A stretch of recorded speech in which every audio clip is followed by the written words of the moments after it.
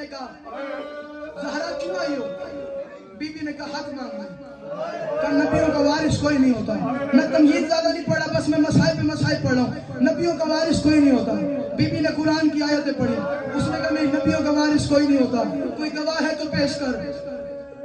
حسنین کی طرف دیکھ کے فرمایا حسنین آپ کی اماں بڑی غریب ہو گئی ہے، حسنین ذرا ماں کے حق میں دو گواہی تو دیں۔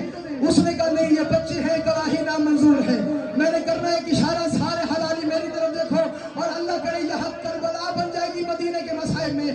تاریخ کہتی ہے گواہ پیش ہوتے رہے، بطول کھڑی رہی، سلمان پیش ہوا، بطول کھڑی رہی، حسنین پیش ہوئے، بطول کھڑی رہی، علی پیش ہوئے، بطول کھڑی رہی، پتہ نہیں کون ماتم کرے کون نہ کرے۔ اس نے کہا کوئی محمد کا لکھا ہے تو دے۔ جس ہاتھ کو محمد اور علی کے علاوہ کسی نے نہ دیکھا تھا، آج وہ ہاتھ عباس سے کانپتا ہوا رکا باہر آیا۔ اللہ کرے تم معلوم کر سکے۔